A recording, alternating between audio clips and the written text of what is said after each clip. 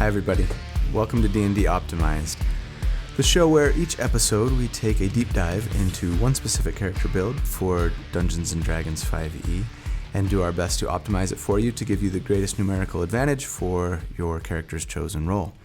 My name's Colby, thanks for being here, appreciate having you.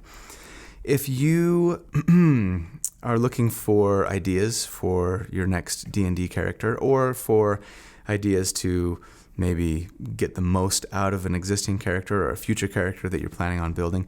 Or frankly, if you just really like theory crafting and number crunching and getting into the weeds of the rules of D&D and love thinking about, how to create really powerful, fun to play characters, this show is for you. Today is episode 7.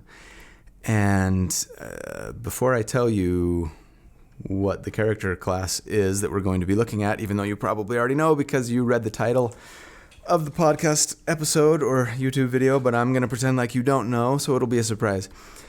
This character that we're going to talk about today was really kind of the inspiration for me to create the show in the first place, because I wanted to know, it felt so powerful to me, I wanted to know how it compared to some of the other, really powerful character builds that you hear out there. And I think after crunching the numbers that it might be the best that I've come up with so far, at least in certain situations, in certain scenarios. Maybe I'll find something better.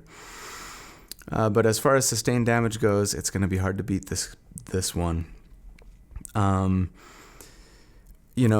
When I first read about the Shadow Blade spell, it sounded so cool to me.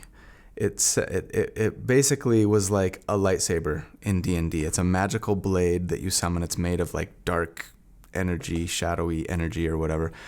And in my mind, it hums every time I summon it. But it's a very powerful spell. It's a 2d8 of damage, magic damage, psychic damage even, at level 3, right? Because it's a level 2 spell, so you get it at level 3, most casters anyway. You think about it, a greatsword is 2d6, right? This is 2d8. So it's better than any just plain old martial melee weapon out there, or ranged, I guess, too, for that matter, as far as damage goes. You can throw it. You get advantage when you're making attacks in dim light or darkness. It's just a fantastic, powerful weapon that can also be upcast later, clear up to a 5d8 per weapon attack, right? That's huge. So I wanted to make a character kind of around this particular spell. Started looking, I was thinking Warlock Hexblade at first, but that didn't work because you can't make it your packed weapon. It doesn't last long enough. Eldritch Knight actually would work really well with the Shadowblade spell, and I might have to do an episode on an Eldritch Knight one day. If I do, I'll probably be using Shadowblade, so brace yourself. But then I discovered the Bladesinger. The Bladesinger is a wizard archetype that is just made for this spell. It's like Wizards of the Coast went, Bladesingers are cool, but we need to give them something to just really buff them. How about this spell? Boom. It's so good, and they work so well together. Bladesingers have naturally a high armor class. They have great additional resistance to holding concentration that comes along with their blade song. Coupled with Warcaster, which we'll get later, it's very easy for them to maintain concentration. So this is a powerful concentration spell. It's a melee thing. Bladesingers are in melee. So let me just give you the basic overview of what the character looks like, how the class overview, how the character overview looks. Basically, you are wielding a magical lightsaber, jumping into combat, melee combat. You are dexterous, and you're pirouetting and dancing around your enemies, dealing death, and singing too, for that matter. But it's a very martial song. Of that, I'm convinced. Well, actually, they are elves, so maybe they're frolicking, maybe they're lithe and jolly. But regardless, you're dancing around, dealing death to all of your enemies. You have access to the best spell list in game. You have lots of great defensive spells at your fingertips, as well as mobility spells and utility spells and direct damage spells too, and area of effect damage spells. I mean, it's kind of like the Eldritch Sorcerer build that we did last episode, but in melee and with an even better spell list and access to your wish spell earlier and doing more damage. So anyway, it is fun. I've never had more fun than in combat in D&D than when playing a Bladesinger, wielding a Shadow Blade. Now, before we jump into the level by level build, one of my YouTube subscribers, Mr. Baker's Dozen 2020, asked for a war mage build, the war magic arcane tradition in the wizard line. I'm hoping that this scratches that itch, at least temporarily. Maybe I'll do a war mage later. They're very similar. They're both wizards. They both have great defensive capabilities. The war mage may have a slight edge, but if so, it's only slight. The war mage isn't necessarily designed to be a melee character, though they could, and they could do it well. But they seem to be designed a little bit more for backline, throwing fireballs, counterspelling enemy mages, and still have great defensive capability. So if that's really what you're looking for, the Bladesinger might not necessarily be the best class. But if you're just looking for a wizard that can do great sustained damage, fantastic sustained damage, in fact, and also have a lot of great defensive capabilities, and lots of versatility and utility, and is doing their damage from melee, the Bladesinger is going to be the character for you. So let's dive into the build. At level 1, race. You have to be elf or half elf. That's what the rules say. This is an elven tradition, so unless you can convince your DM that he needs to let you roll a variant human Bladesinger, which would probably be choice number 2, and you got to come up with a good reason for it to convince him. Maybe you trained with a Bladesinger that was banished from their tribe, from their elven village, or whatever, because they were taking on non-elven Padawans. You got to be elf or half elf, and I'm going to recommend elf because they get the +2 to dex, and depending on the subrace, a +1 to intelligence, and those are your most important stats. So if you can and want to go a different race, I'd recommend variant human because you can start with the feat, and you're going to want the warcaster feat, so that's great. But the elves, because of elven accuracy, which we'll take later, are going to have the edge, they'll have the edge in sustained DPR later on. So something to consider. But, if the campaign's going to end at level 8 or so, variant human probably going to come out ahead. Well, they will. So, yeah. Know what you're getting into. Let's see. The sub-races of elves, I'm going to recommend 2. The Eladrin variant is great because you get a +1 to intelligence, and you get a free casting of the Misty Step spell once per long rest without taking up a spell slot, which is great. Mobility is so fun on this character. You're dancing around, dealing out death. Somebody's trying to escape. You can bamf over to them and finish them off, or get to hard to reach places, etc. Great spell.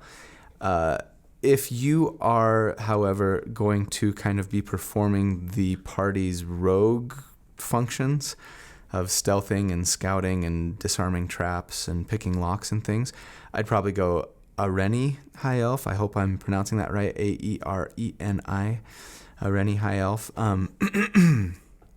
You get the +1 to intelligence as well, but you also get to double your bonus, your proficiency bonus, for either one of your tools, which would be Thieves' Tools in this particular case, or one of your skills like Stealth, for example. So depending on what role you're going to be playing in your party, that's the recommendation. As far as equipment goes, I strongly suggest getting gold and buying equipment as opposed to just starting with the standard stuff. For those who don't know, the rules say that depending on your class, you can roll a certain amount of dice times 10 and start with gold instead of standard equipment. For a wizard, it's 4d4. You roll 4d4 times 10, so on average 100 gold plus whatever you may get from your background selection, and then you can use that to buy your equipment. Now, a spellbook costs 50 gold, so you got to make sure you get that at least, and like some clothes. But other than that, you can buy yourself a rapier, which you're going to be using until you get Shadowblade.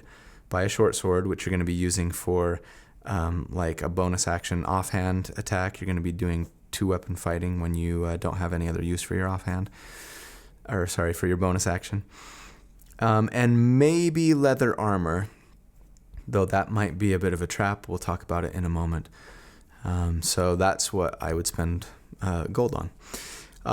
Your stats, assuming point buy, you're going to want to buy 15 dex, and you get +2, right, for elf. So if you're at 17 dex, you're going to want 15 intelligence, +1 for taking that high elf variant. So you're at 16 intelligence, and that's big. Other than that, put points where you see fit. I would recommend Constitution. Third, try and get like a 14 Constitution, and then whatever else you want to do with it, with your points. As for your spells, I don't usually recommend this many spells, but you're going to want to make sure that for a cantrip you get either Booming Blade or Green Flame Blade. You'll be using that. You're going to want a ranged spell like Firebolt or Toll the Dead. And then I'm highly recommending that you take Shield. Again, no good spellcaster should leave home without it. When you get hit by an attack, you can, as a reaction, cast Shield, which will raise your AC by 5, which could potentially cause that attack to miss. And then your AC is bumped by 5 like that for the rest of the round until your turn. And that's great. It makes you very hard to hit.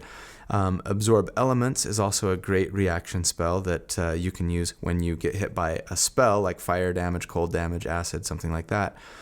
It will let you absorb some of that as a reaction and soften the blow. So now you can get a high AC and also absorb spell damage. I would definitely get Mage Armor, and this is why Leather Armor may be a trap. You cast Mage Armor on yourself. It doesn't require concentration. It lasts for 8 hours. And it when you're not wearing armor otherwise, it puts your AC at a 13, which is really great. And it's better than leather armor. Leather armor is just an 11.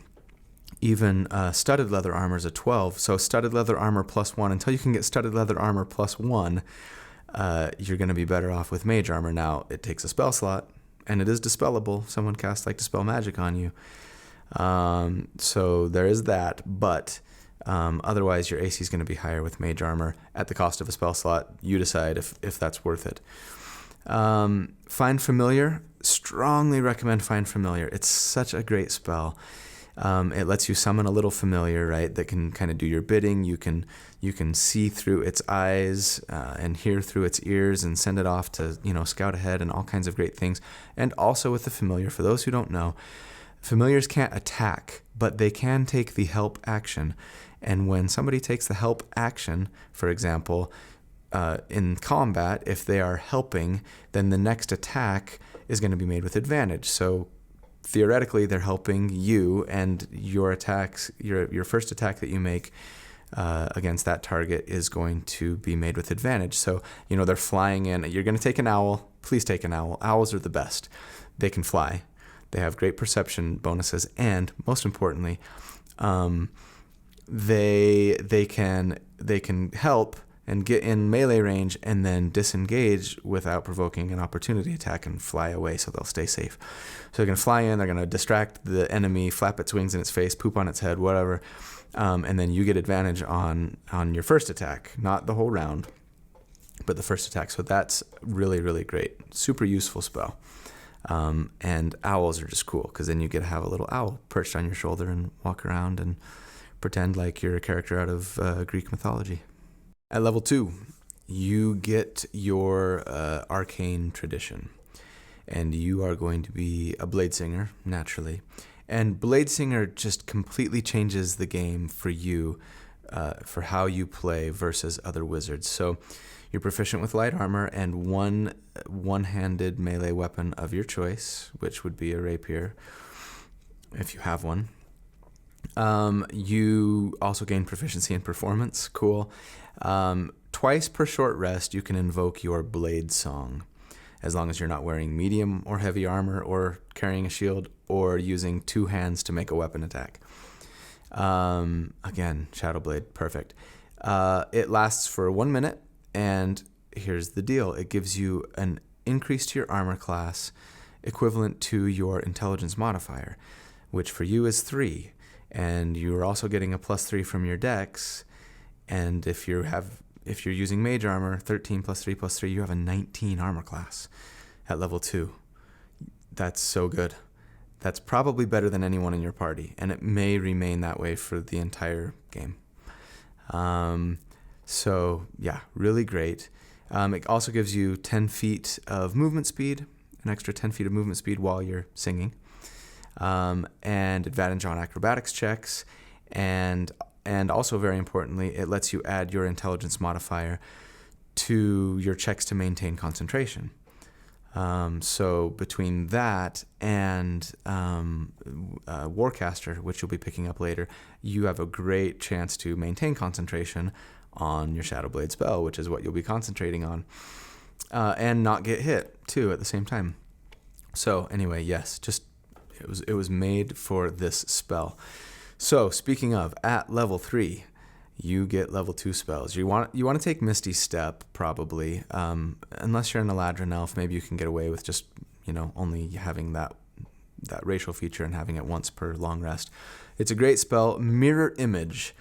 Strongly recommend Mirror Image. It's so good. So you cast Mirror Image as an action, and it creates 3 duplicates for yourself, basically, that then when the enemy goes to attack you, they might attack one of your mirror images as well. So coupled with your high AC and all the other stuff you have going on, it's very, very good. Highly recommend using Mirror Image if you're going into what you think is going to be a very tough fight, and or if your party is low on health or resources. It's super strong. And then, of course, you get Shadowblade. Now, one thing, I've already talked about Shadowblade, so I won't talk about it anymore, other than to say,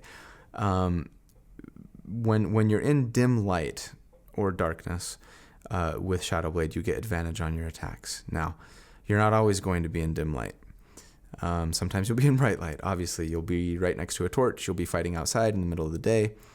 But a lot of times you will, or at least I've found in the campaign that I played this character in, a lot of the times we were in caves, we were in dungeons, we were fighting at night, we were fighting in buildings that were not very well lit.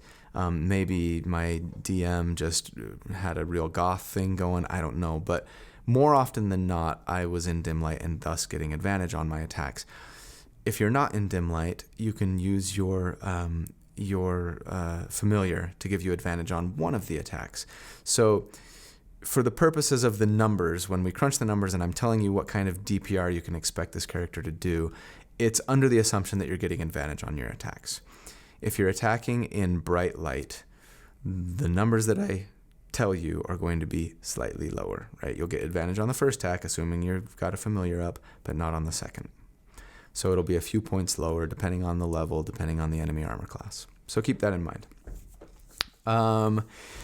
At level 4, you get an ability score increase or a feat, and I'm strongly recommending Warcaster. Again, for those who don't know, Warcaster lets you cast a spell instead of make a weapon attack as an opportunity attack, and that's great because you can cast the Booming Blade spell, and when you cast Booming Blade, you make a weapon attack. So now you get both the weapon attack and the bonus damage that you get from Booming Blade. And if they're moving, which they are, because they're moving away, that's why you're getting the opportunity attack of opportunity. They're going to take bonus damage, right, for taking that movement. So Booming Blade, super cool. Thank you, Warcaster. Also lets you cast spells that have somatic components with if you're using a weapon. And so you're using a weapon, you need your hands to cast spells a lot of times, and it lets you do that while wielding a weapon. Your DM may not be a stickler and may just let you cast spells anyway if you have a rapier in one hand and a short sword in another, or a shadow blade in one hand and a short sword in another. But rules as written, you should at least have one free hand to do that somatic component, so you therefore wouldn't be able to use a short sword for an extra attack. Because you are, by the way, doing that. Whenever your bonus action is free, use that bonus action for a short sword attack. It's not going to do a ton of damage, but it'll do some. It's a D6. You don't get to add your agility or dexterity, bonus to it, but it's still there and it's still useful. But the most important thing for our purposes about Warcaster is it gives you advantage on checks to maintain concentration. So between Bladesinger and Warcasting, it's going to be pretty tough for you to lose advantage. So you should have that Shadow Blade up pretty much all the time. At level 5, you get level 3 spells. Congratulations. I would use a level 3 spell slot to upcast Shadow Blade, because at level 3, Shadow Blade will do 3d8 damage per attack. Such a good weapon. And from there on, it will only upgrade every 2 levels. So at levels 3, 5, and finally 7, it will get an extra d8 of damage. Of course, pick up the usuals. I'd get Fireball, because you're going to have packs of rats sometimes that you just need to clear out, unless you've got a sorcerer or something in your party, and they're going to take that role, in which case just get a bunch of more cool utility and defensive spells. Definitely take Counterspell. Counterspell is going to be something that will be very useful to you to make sure that you're not getting hit, that you're not losing concentration, or getting otherwise controlled by an enemy caster. At level 6, you're one level late compared to other martial characters, but you get an extra attack. So now you get to make 2 attacks whenever you take the attack action. So Shadow Blade, offhand, short sword. So that's fantastic. Let's do a damage report for level 6. At this level, versus an enemy with a 10 armor class, you're going to be averaging 38 damage per round. And against an enemy with a 15 armor class, you're going to be averaging 33 damage per round. That's good, not great, but it is probably your weakest point when compared to other characters. It gets better from here. At level 7, you get 4th level spells. Knock yourself out, polymorph, dimension door, really good. Extra mobility, that's nice. At level 8, you get an ability score increase or a feat. I'm recommending another feat. If you're an elf or a half-elf, take Elven Accuracy.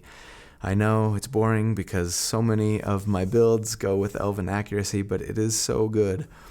It's going to bump your dexterity by 1, so now you're an 18 dex, so you don't have to, it's not like you're missing out on that ability score increase.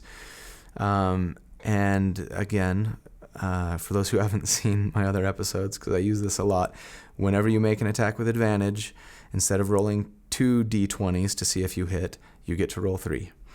And that just helps you land so many more hits. It really has a very positive impact on your damage per round, especially against higher AC targets. At level 9, you get level 5 spells. You can upcast Shadow Blade again, which I would a lot of the time for 4d8 damage per swing, which is fabulous. But you start to get at level 5 spells, you have some things where you go, maybe I should use my concentration for something else, right? I've read a lot of guides, a lot of Bladesinger guides online, and for some reason, every single one of them talk about using your concentration for haste. They mention Shadow Blade, but it's like, this could be nice to use like in a pinch, or, when you're using Booming Blade, it'll really increase the damage. One extra attack that you might get from haste is just pales in comparison to the extra damage that you do with Shadow Blade. So don't listen to those fools. But you do start to get some other concentration options, especially here, where it might make you pause and think, do I want to cast Shadow Blade? Most prominently, in my opinion, animate objects. I won't talk about it at length here, but animate objects can do a lot of extra damage. And so if you're using concentration for that, you're going to be making attacks just with your rapier and short swords. If you have an enemy that is a low AC and fairly easy to hit, animate objects is going to do more damage for your concentration. But they could also be, all those objects that you animate could be fairly easily killed with a single fireball from your enemy. So something to consider. Damage report at level 9 versus a 10 armor class. You're doing 53 damage per round. Very good. And versus a 16 armor class, you're doing 50. Hardly drops. Thanks, Elven Accuracy. So that's starting to be very, very strong for your level, and particularly as you get above 16 AC, 17, 18, 19 AC, you won't be fighting a lot of enemies at this level with that high of AC, but when you do, you're going to be better than basically everybody as far as sustained damage. And that's what's so great about it. It's you cast one spell, Shadow Blade, maybe Mirror Image too, and then you're just doing damage instead of a lot of what a lot of other wizards have to do, which is blow a spell slot for Fireball, blow a spell slot for Lightning Bolt, blow a spell slot for, Earthquake, whatever, to do damage every round. At level 12, skipping ahead, there's other cool things that you pick up. At level 10, it's defensive. I'm going to skip it. At level 12, you get an ability score increase, so now your dexterity is going to be capped at 20. At level 13, you get level 7 spells. So you could upcast Shadow Blade to 5d8 per swing. 5d8 per swing on a weapon compared to a 2d6 greatsword. It's so good right now. I know you're level 13. You probably have a flame. Your barbarian or fighter probably has a flame tongue greatsword. So their greatsword does 4d6. Still not as good. It's still not as good as the weapon that you got access to at level 3. So, yeah.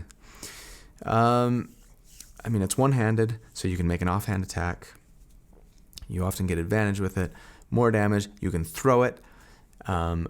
It does psychic damage. Shadow Blade's just the best thing ever. In case you couldn't tell, I really love the spell. Damage report. Against a 10 AC, you're doing 65 damage per round. And against a 17 AC, you're doing 63 damage per round. It went down by 2. Woo. At level 14, this is amazing. You, as a Bladesinger, get the Song of Victory feature. It allows you to add your intelligence modifier to all of your weapon attacks, including your short sword offhand weapon attacks. So that's huge. That adds a lot of damage to your turn. Skipping to level 16, you get an ability score increase. Definitely want to go with intelligence. Your intelligence has only been 16 this whole time, which is really low for a wizard, especially at this level. That's going to improve your armor class. That's going to improve your concentration saves. It's going to, and of course, improve your difficulty check on those wizard spells that you're casting where the enemy needs to make a saving throw. So I would highly recommend intelligence. At level 17, you get your level 9 spells. Go crazy. You're a wizard. Take Wish if you really want to break the game and make your Dungeon Master mad. Take something else otherwise, but there's lots of powerful level 9 spells. I'm not going to go into it here. I probably need to do an episode on just spells at some point, but that's not this episode. So, damage report. Against a 10 armor class, you are doing 77 damage per round, and against an 18 armor class, you're doing almost the same, 73.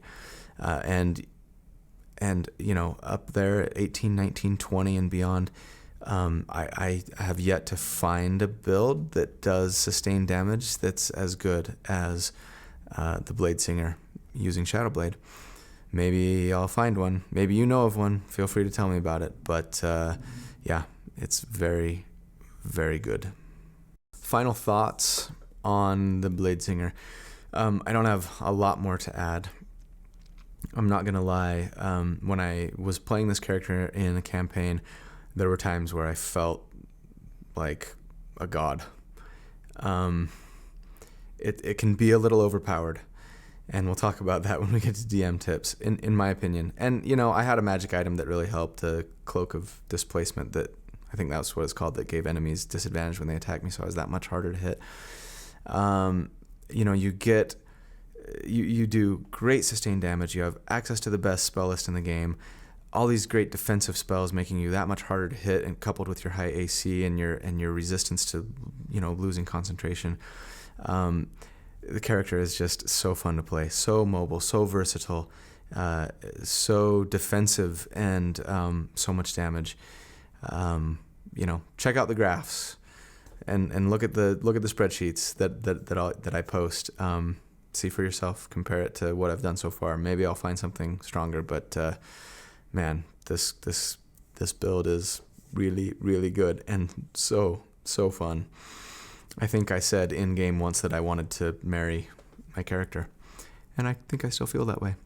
DM tips. So if you have a player at your table that's playing a Bladesinger and you feel like it's maybe trivializing your encounters or making it less fun for your other party members who aren't performing at the same level, or whatever the case may be, and you're looking for ways to maybe temper their power level.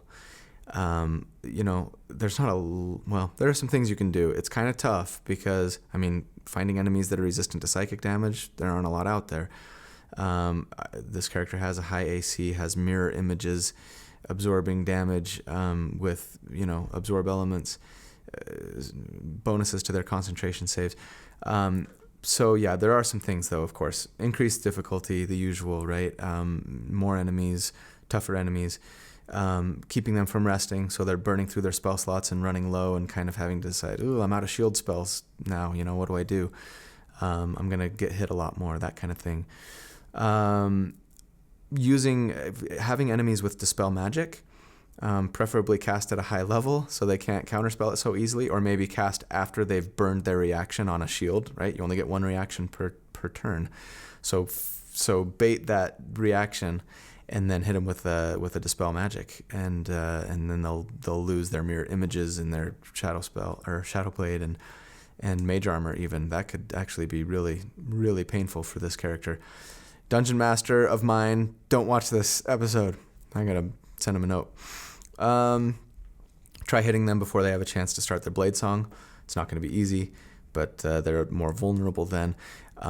Enemies with multiple attacks. These were suggestions from my own Dungeon Master, actually, so he already knows. Enemies with multiple attacks to get through mirror images. Enemies with high bonus to hit to help you overcome the shield reaction, and enemies that do damage based on saving throws and not AC, because absorb elements is nice, but it doesn't actually absorb a lot unless you cast it at a really high level. So those are my DM tips, and that is our show for the week, even though it's not technically a weekly show. It has been so far. Please, thank you for watching. Please remember to subscribe to the podcast or to the YouTube channel if you feel so inclined. If you enjoy this, comment, like, share, review, all of the things. Remember that I do post in the show notes and video description links to the math for this particular episode, as well as graphs comparing this build to builds from other episodes that I've done. So check that out if that's interesting to you. And of course, feel free to get in touch with us via social media, D&D Optimized, making comments, or sending an email to dndoptimized optimized@gmail.com, particularly if you have a build that you would like me to do an episode on. Give me some details if you can about what that build looks like, and a few specifics so I can know what you're trying to accomplish exactly, and I will do my best to optimize it for you. Thanks, everybody. Have a great day. We'll see you soon.